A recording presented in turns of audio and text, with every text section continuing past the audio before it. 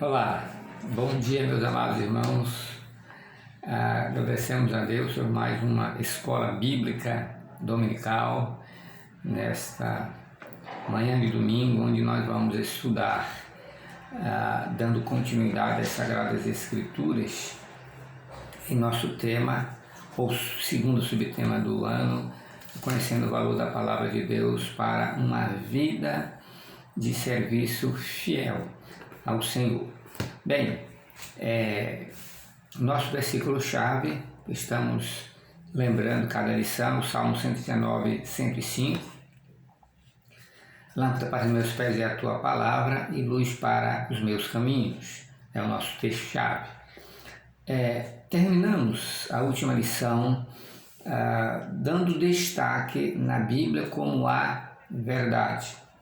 E lemos textos como o Salmo 31, verso 5, o texto de Isaías 65, verso 16, e aquela famosa declaração de Cristo em João 17, 17, que diz: santifica-os na verdade, tua palavra é a verdade. Onde Jesus então está dizendo que a palavra de Deus é um instrumento de santificação, por ser ela a verdade. Isto tudo acentua o valor da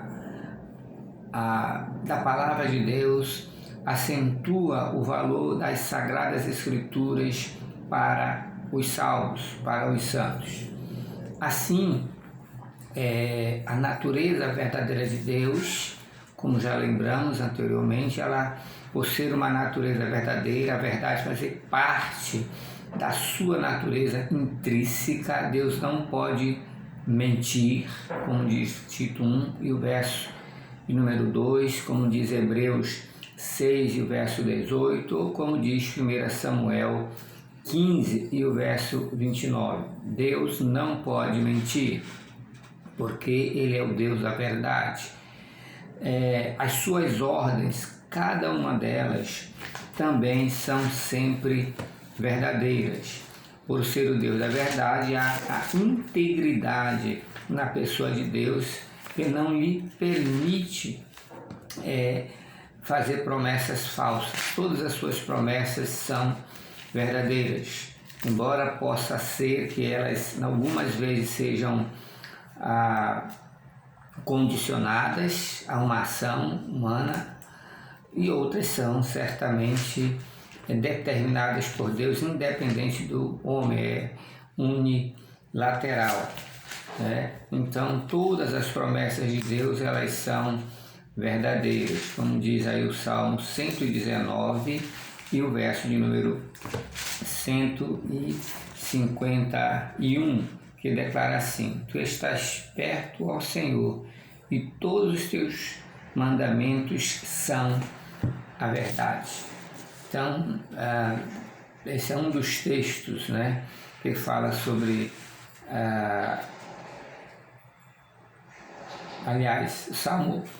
esse é um dos textos que fala sobre as ordens de Deus, que elas são verdadeiras, cada ordem de Deus, os mandamentos do Senhor. E o Salmo 36, 5, destaca sobre a questão das promessas do nosso Deus. É o Salmo 35 e o verso 36, melhor dizendo, 36 e o verso número 5. Tua misericórdia, Senhor, está nos céus e a tua fidelidade chega até as mais excelsas nuvens. Então, a fidelidade de Deus. Deus é fiel. Então, as suas promessas todas são verdadeiras para se cumprir, são verdadeiras para serem realizadas. Nós estivemos tratando na última lição, então, desse aspecto da palavra de Deus como a verdade e, evidentemente, incluindo o Deus da verdade, para que sejamos justos em tudo isso que estamos dizendo, que é um Deus então que não pode mentir, suas ordens são verdadeiras, suas promessas também são verdadeiras. Por isso podemos confiar plenamente no nosso Deus, podemos confiar plenamente no nosso Salvador e no nosso Redentor. Eu quero ler o último texto deste conjunto aqui, Hebreus capítulo 10 e o verso de número 23. Vamos ler este. Hebreus 10, verso 23 diz assim: retenhamos firmes a confissão da nossa esperança, porque fiel é o que prometeu. Bem, então, Deus de promessas verdadeiras e que é fiel àquilo que Ele prometeu e que não pode mentir, não pode voltar atrás. Ainda que devemos dizer, né, as promessas de Deus que são condicionais para o seu cumprimento e aquelas que estão diretamente obra de Deus, independentemente do que o homem possa fazer.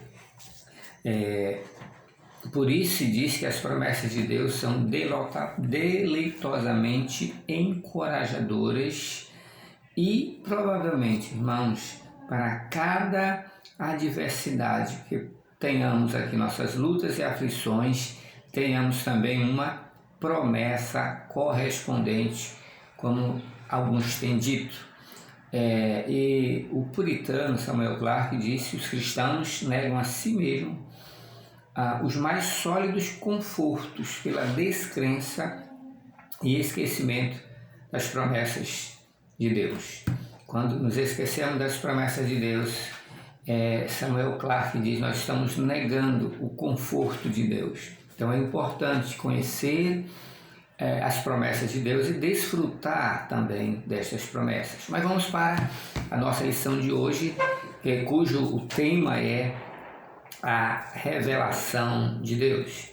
Então, estamos prosseguindo na defesa das Escrituras Sagradas como de valor imensurável para a minha vida, para a sua vida e para a vida de todo salvo em Jesus Cristo. O que nós desejamos destacar então hoje, nesta manhã, é a Sagrada Escritura como uma palavra profética. As Sagradas Escrituras como uma palavra profética ou como palavra profética. Então vamos destacar alguns pontos hoje e certamente vamos concluir na semana que vem. Então a primeira, o item 1 de nossa lição é que a Bíblia como palavra profética, ela é extraordinária.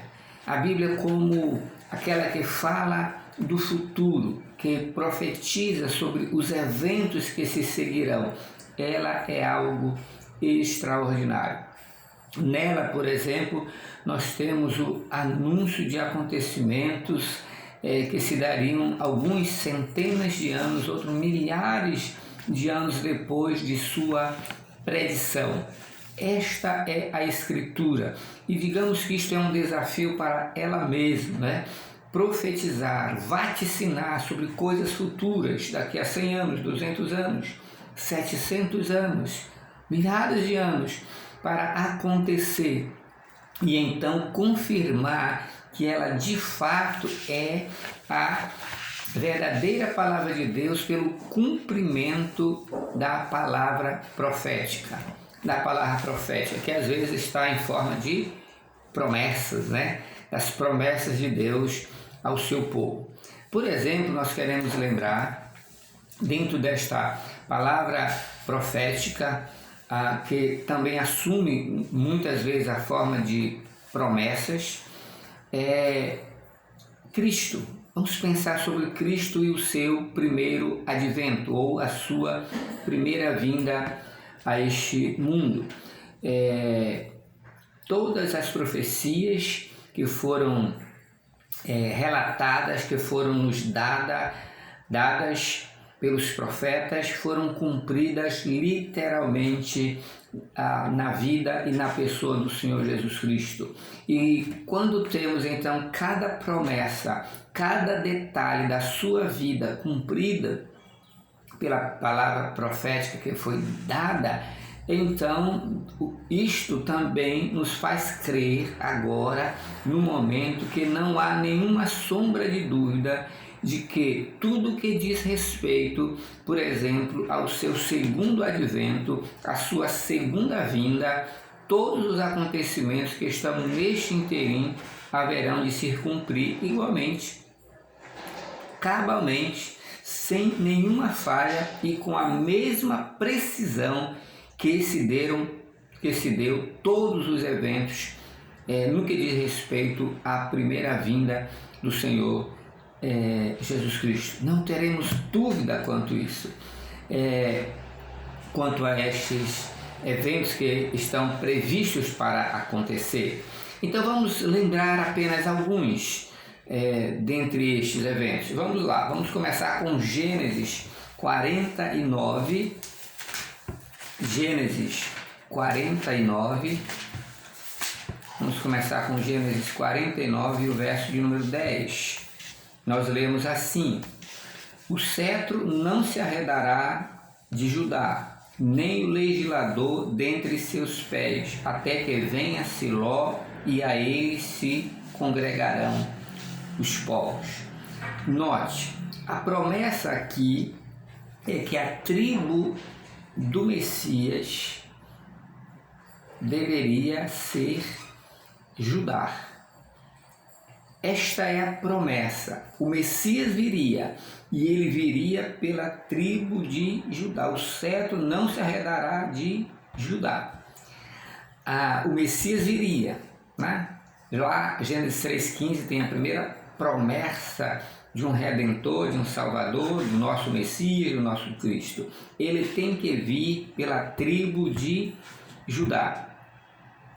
E veja agora Isaías capítulo 11, vamos para Isaías capítulo 11. Isaías capítulo 11 e o verso de número 1. Isaías 11 e o verso 1 nos diz assim: porque brotará um rebento do tronco de Jessé, e das suas raízes um renovo frutificará. Porque brotará um rebento do trono de Jessé, e das suas raízes um renovo frutificará. Antes de declararmos aqui a afirmação, vamos ler primeiro Jeremias 33 e o verso 21. Jeremias 33 e o verso de número 21, que nos diz assim: também se poderá, 33, 21, também se poderá invalidar o meu concerto com Davi, meu servo, para que não tenha filho que reine no seu trono, como também com os levitas, sacerdotes, meus ministros.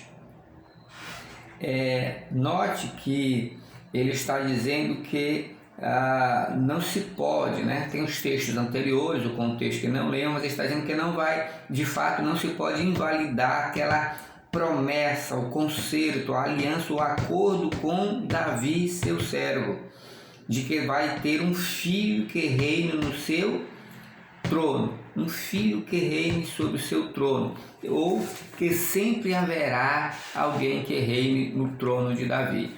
Então, a tribo do Messias deveria ser Judá, e a casa seria a casa de Davi. Todo esse cumprimento você já conhece a história, já aconteceu. Isaías, nós estamos falando talvez de 700 anos antes do nascimento de Cristo, quase 1000 anos, então a predição. E você tem no Novo Testamento, Mateus, Lucas, onde tem a descendência, né, onde narra a linhagem, acho que especialmente Mateus, por ser um livro dirigido aos judeus. Então lá fala a questão da linhagem, você vai encontrar que a tribo do Messias é Judá e que a casa de Davi é por onde o Messias também chegou. Então o Novo Testamento tem um cumprimento, nós não vamos lembrar aqui o texto um por um, né?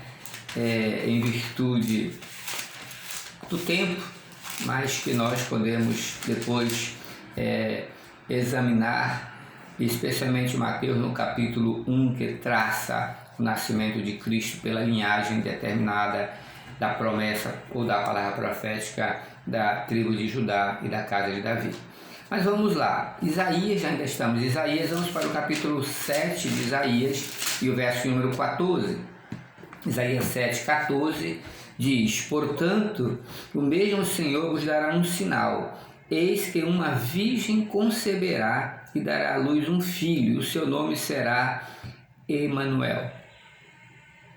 Bem, você sabe, isso também se cumpriu literalmente, estamos 700 anos, pelo menos, antes do nascimento do Messias, e você sabe que o nascimento virginal é uma realidade, foi assim que se cumpriu, foi assim que se aconteceu, e lá no Novo Testamento você tem o cumprimento desta promessa narrada também nos Evangelhos, como Deus havia dito e prometido.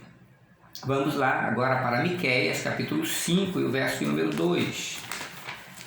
Miqueias, capítulo 5, vamos para Miqueias, no capítulo 5,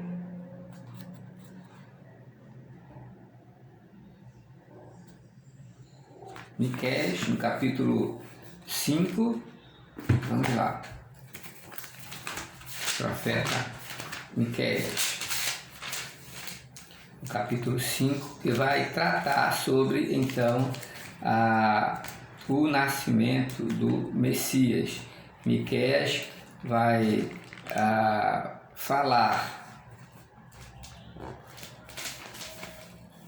meus amados, aqui sobre a cidade do nascimento do Messias.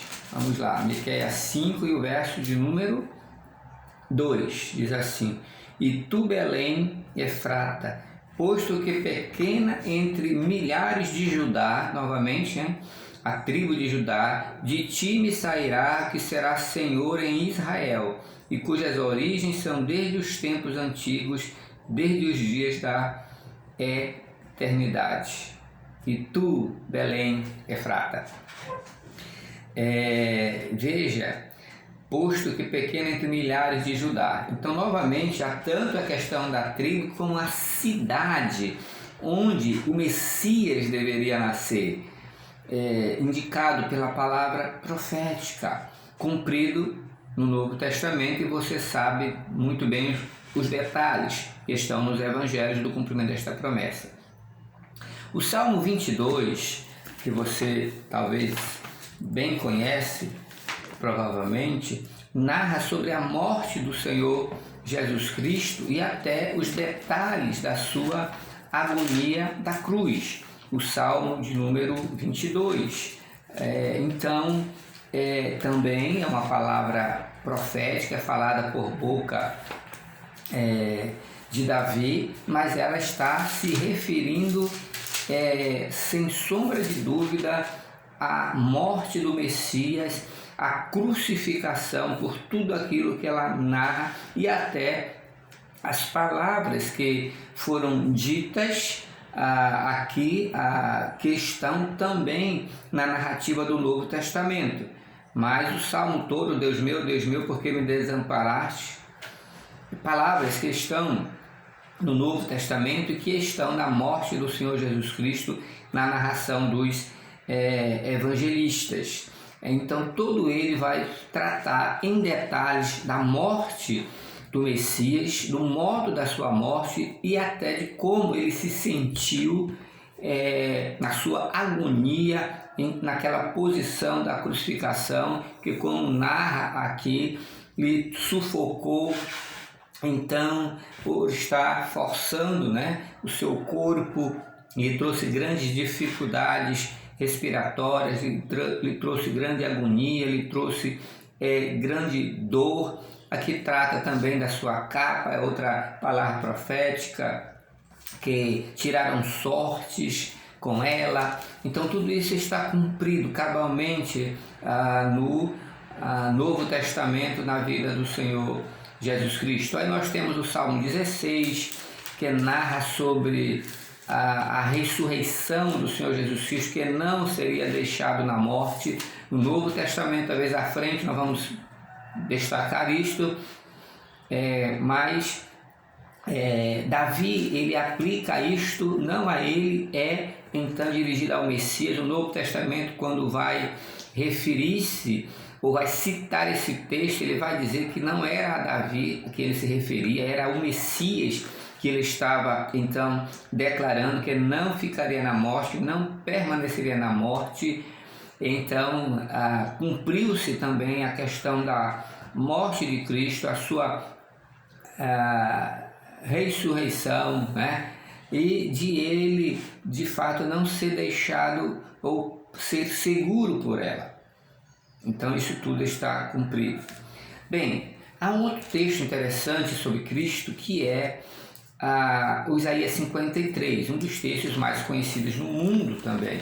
Isaías 53, nós bem sabemos, fala sobre o Senhor Jesus Cristo como um cordeiro pascal, como um cordeiro que ia ser entregue, como um cordeiro que ia ser morto.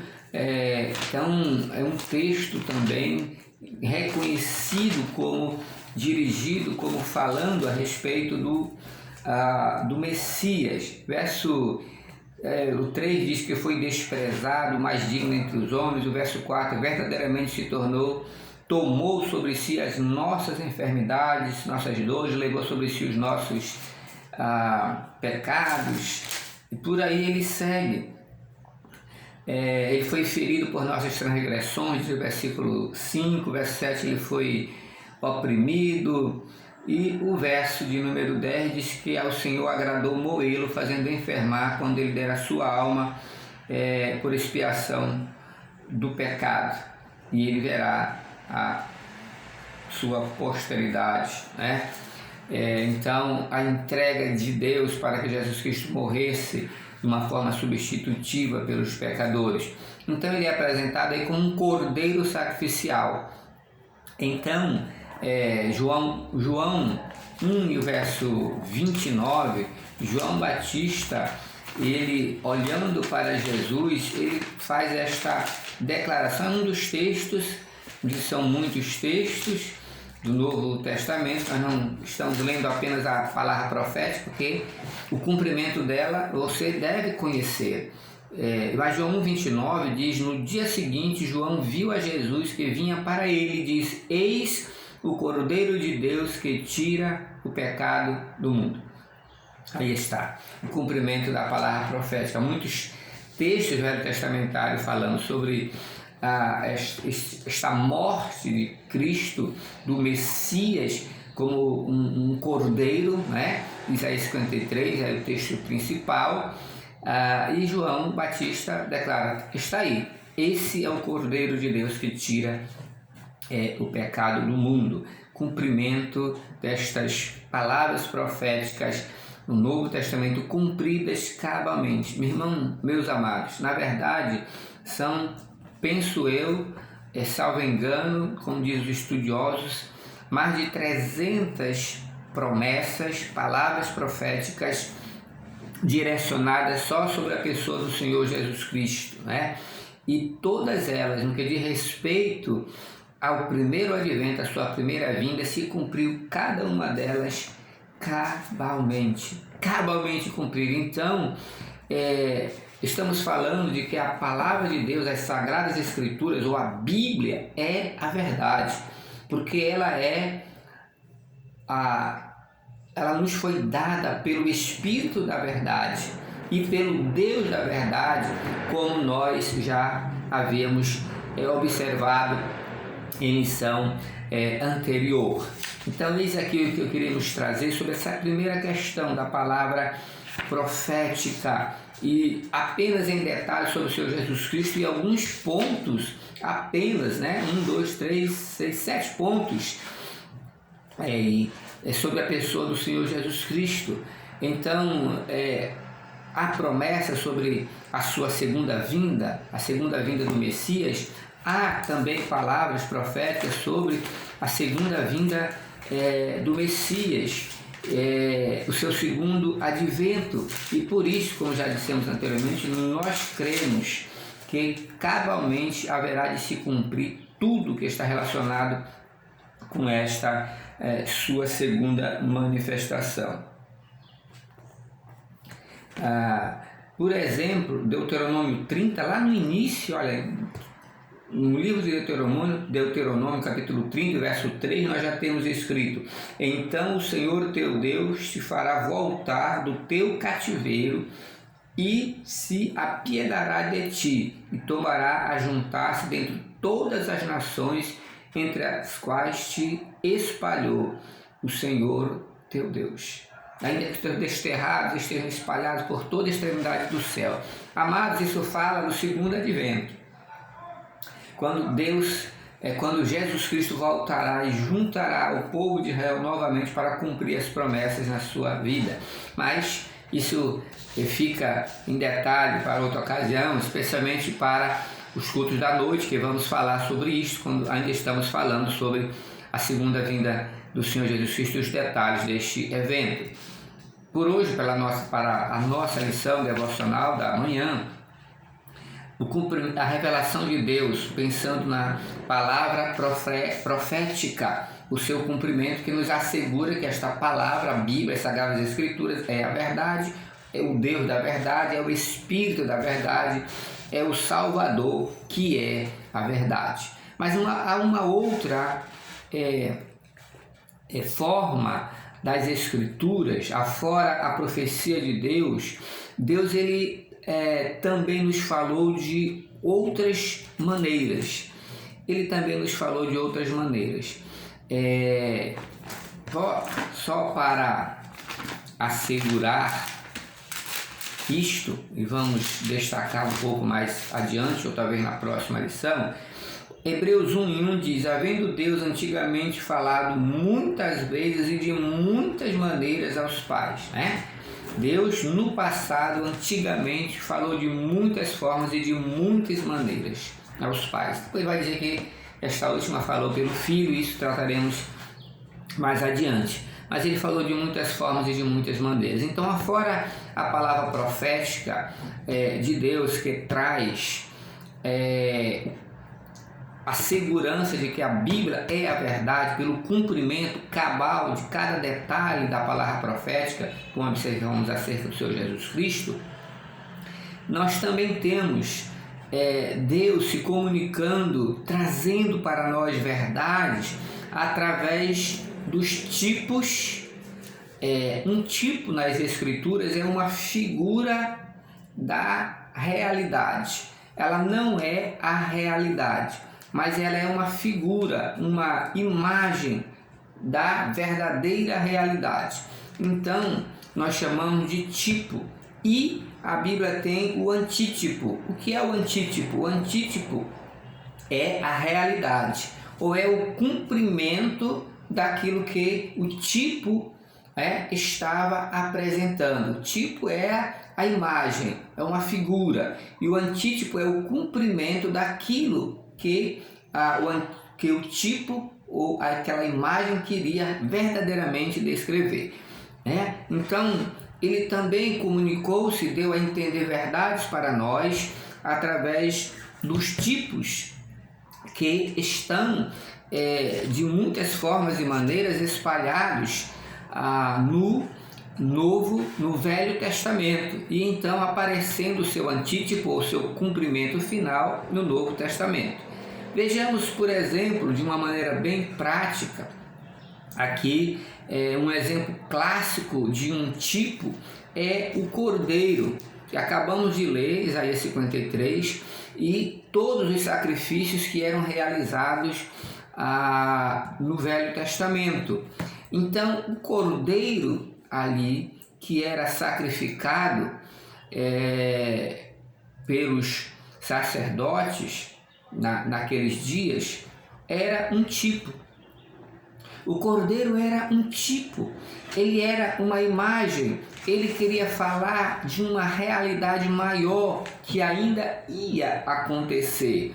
Por isso, o antitipo ou o antítipo era o Senhor Jesus Cristo, porque o cordeiro servia de um tipo, ele mostrava uma realidade, a sua morte inocente do animal que morria em lugar do pecador, porque ele era sacrificado pelo pecado do homem, pelos sacerdotes, e ele era inocente, mas ele tinha que morrer. O animal, pelo pecado do homem, ele era apresentado para este sacrifício, ele apontava para uma realidade, ou para o antítipo, como chamam a teologia, e esse antítipo era Cristo. Aí eu volto àquele texto que nós já citamos, que João o Batista identificou explicitamente Jesus como o cumprimento daquele tipo, quando ele disse: eis o Cordeiro de Deus que tira o pecado do mundo. Então, Jesus é o cumprimento daquele tipo ali, de um cordeiro que sem culpa morria no lugar do pecador, que o oferecia como sacrifício.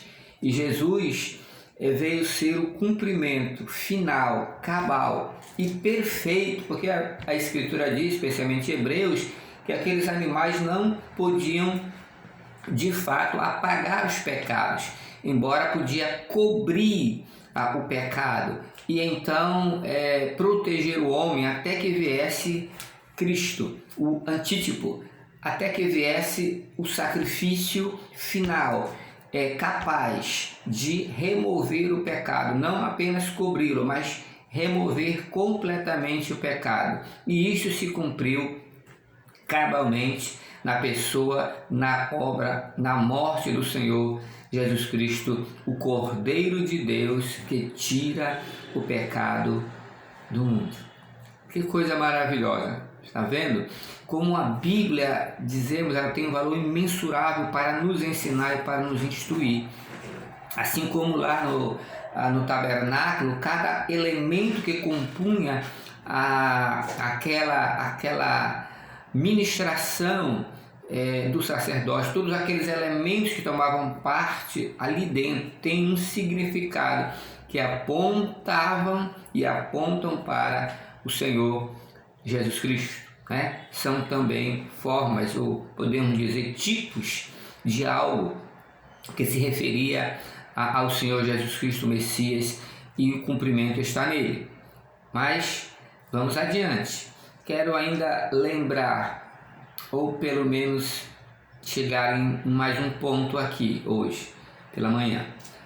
A terceiro destaque que nós queremos lembrar é a Escritura enquanto literatura. Enquanto literatura, devemos assinalar também que o mundo erudito, o mundo intelectual na sua máxima, eles concordam que a Bíblia ela é suprema. Sabia disto? O mundo erudito, o mundo que tem o seu nível da intelectualidade mais alta, né, da literatura, eles concordam de modo geral que a Bíblia ela é suprema, que a Bíblia, em sua forma literária e de todos os recursos que ela usa, e como ela aplica e como ela apresenta as suas palavras e como ela é escrita, ela é suprema. Não há nada igual às Sagradas Escrituras enquanto falamos apenas como literatura, o seu formato, a poesia que ela traz, a organização do texto sagrado. Então, os eruditos, os intelectuais, os homens das letras, eles reconhecem que nesta matéria também de literatura, a Bíblia ela é de valor supremo. Que coisa maravilhosa, né? Nós sabemos disto, de entendermos, compreendermos que temos em nossas mãos é algo magistral, tanto naquilo que é como palavra de Deus, o Deus da verdade, no nosso destaque de hoje, a palavra verdadeira, mas também que Deus, que é o Deus de toda a sabedoria, como Ele mesmo nos diz na sua palavra, e a palavra autentica isso, que é o Deus de toda a sabedoria, Ele revela toda esta sabedoria, esta sapiência, todo este conhecimento que é inato da sua própria natureza, por ser o Deus da verdade, o Deus todo sábio como é, quando Ele usa os escritores humanos. E como é nossa próxima lição, item, né? E como Ele comunica ao homem, habilita o homem a escrever e a colocar as escrituras num nível mais elevado em termos de literatura, de tal maneira que é reconhecido de forma geral. Os eruditos concordam, a Bíblia ela é suprema. E nós, irmãos, evidentemente atribuímos esta façanha de a Bíblia ser suprema, deste reconhecimento no campo da erudição dos homens, da intelectualidade, da sabedoria dos homens no que diz respeito à literatura, às figuras de linguagem, à apresentação do texto. Nós atribuímos tudo isto exatamente porque as Escrituras têm a sua origem em Deus. O que queremos dizer é que isto não seria possível, esta capacidade, esta habilidade, ela não é do homem, ela não poderia ter, eles não poderiam ter registrado com tamanha maestria, sabedoria e no campo literal, com tanto entendimento e com tanto primor, se não houvesse, meus queridos, a orientação de Deus ou a influência divina para que eles pudessem fazê-lo. Eles não estudaram, como dissemos em outra lição, eles não se prepararam para, neste campo de literatura, poderem escrever algo tão magistral dentro deste campo. Não tiveram nem mesmo uma reunião para combinar, né? São 16 séculos de história, homens de diferentes níveis sociais, além da distância, da geografia, tudo isto que os separava. Porém, o registro é magistral e todos eles, por causa da influência divina que os instruiu, fizeram uma obra suprema no campo da literatura. Além do mais, alguém já disse que alguns têm dito esta verdade sobre a influência divina e por isso esta produção, pelo fato de que estes mesmos autores não terem produzido outras mensagens duradouras, além daquelas que estão registradas na Bíblia. Você entendeu? Muitos dizem que está afirmado que verdadeiramente houve a influência divina para habilitá-los a escrever uma obra suprema no campo da literatura. Porque estes mesmos homens, afora a Bíblia, eles não escreveram nada mais com tamanha habilidade ou capacidade e duradouro como as Sagradas Escrituras. Logo, a habilidade que eles receberam, que eles tiveram para compor as Escrituras como literatura, nesse formato tão belo, supremo, foi dada por Deus apenas para esta ocasião ou para estes registros destes homens que Deus separou. E por isso, fora das Escrituras, eles não produziram também um material semelhante, igual e duradouro como é a Bíblia, atravessando todos os tempos, os séculos e os milênios, e chegando até nós em nossas mãos e ainda despontando do livro mais lido no mundo, o livro que tem influenciado as vidas durante toda a sua história, as Sagradas Escrituras. Eu volto a dizer, já disse em outra ocasião, que temos enfatizado a Bíblia como Sagradas Escrituras, para deixar esta ênfase de que ela é uma produção divina, uma produção de Deus, através dos homens que Ele separou, que Ele destacou. Então, meus queridos e amados, mais uma vez nós dizemos, você tem em suas mãos as Sagradas Escrituras, a Palavra de Deus, um livro que até no campo da palavra profética é magistral, o cumprimento de todas as suas palavras, e há muito ainda sobre a segunda vinda de Cristo e outros eventos sobre as nações, sobre o próprio Israel, dentro da palavra profética. E se tudo se cumpriu neste primeiro advento, não deixará de ser cumprido nem um tio daquilo que ainda está profetizado nas Escrituras. Nenhuma promessa, nenhuma bênção deixará de ser realizada. Também os tipos e os antítipos revelaram, mostraram, confirmaram também a verdade, a veracidade de Deus em suas promessas. A literatura, como acabamos de verificar, é algo magistral. Deus lhe abençoe, lhe ajudar a continuar crendo nas Sagradas Escrituras, confiando nela para dirigir e para guiar a sua vida. Ademais, como vimos, as promessas de Deus são verdadeiras. Então você pode confiar e pode desfrutar delas. Como disse Clark,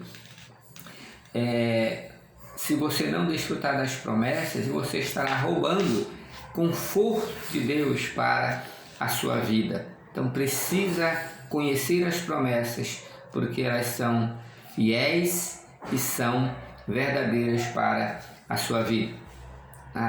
Próximo encontro, nossa EBD, nós continuamos dando destaque à palavra do Senhor, um pouco de ciência e a Bíblia, e também alguns aspectos específicos da revelação, inspiração, iluminação das Escrituras para nós como servos de Deus. Até lá. Deus abençoe, meu querido, a sua vida.